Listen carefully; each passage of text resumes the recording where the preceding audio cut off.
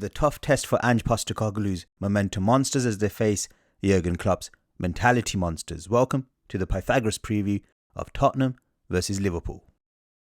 So how do we expect the teams to line up? We expect Liverpool to line up in their 4-3-3 with Gomez filling in for Trent at right back, Szabo, Mack and Jones forming the midfield, and Nunez getting the nod up front. With regards to Spurs, it all centres around whether Maddison plays. If he doesn't, well, then you can expect probably Richarlison up top and Son Heung-min or Kulusevski going into the 10 position, or perhaps even Højbjerg coming in with Bissouma and Sarr pushed up as advanced 8s, and everyone else, as you'd expect, as standard. In terms of general tactical principles, both teams like to get on the ball and play. Liverpool look to play with a 3-4-3 with McAllister currently designated as the holding midfielder and Szoboszlai and Jones supporting the attack either in the half space or the central areas, and Salah and Diaz both generally tend to hold and then wait for either a cam or a side centre back or a full back to provide an overlap before they cut in.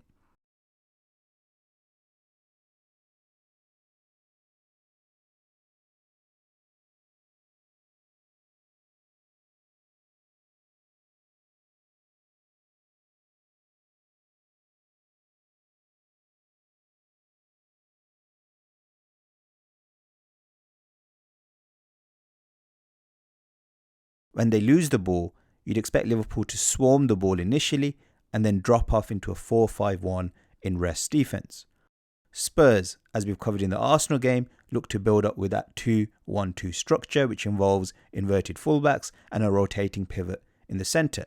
And they tend to use Kulusevski as a wide target man if they do need to go down the side of the pitch to progress the ball. Son Heung-min is not really used as a target man, and the left winger is more of an outlet once they've broken into enemy territory. So they look to tend to build up the play either through the centre or down the right, and then switch that play out to the left once they're near the final third. Off the ball, they too generally tend to be aggressive as soon as they've lost the ball, and then drop into a 4-5-1 once they've lost the ball.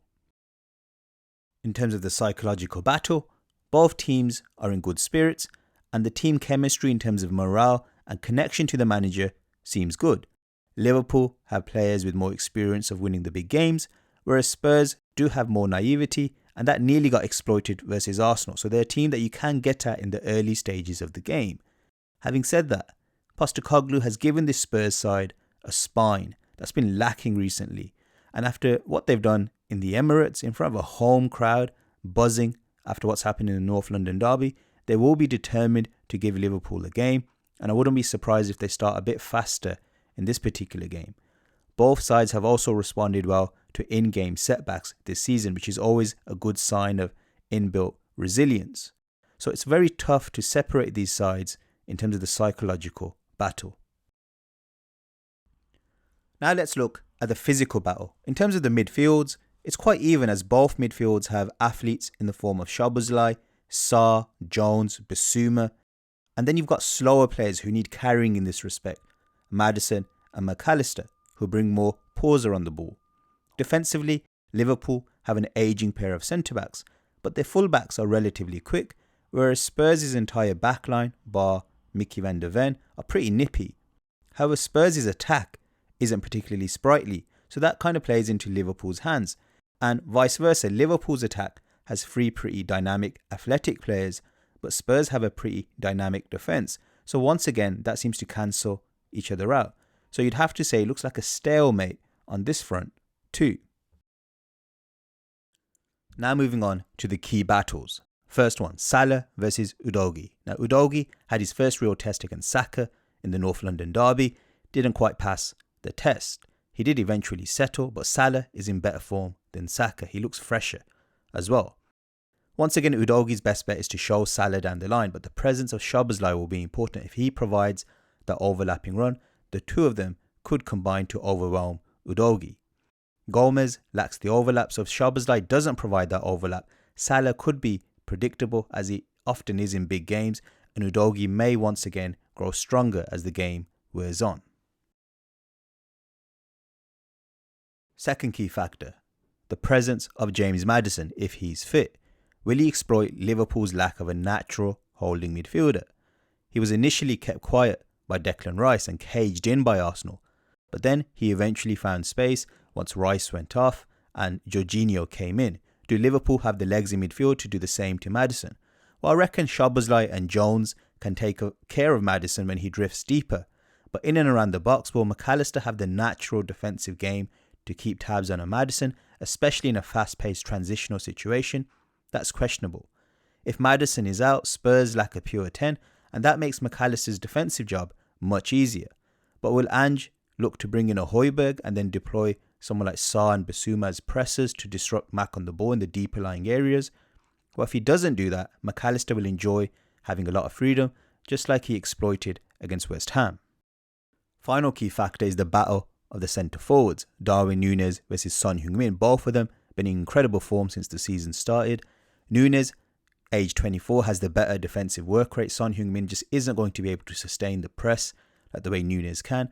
However, Son Heung-min is more clinical and creative. Obviously, he's someone who's played in on the wing, so he's naturally a more creative player, and he's just a more composed finisher, and he's got better link-up play too.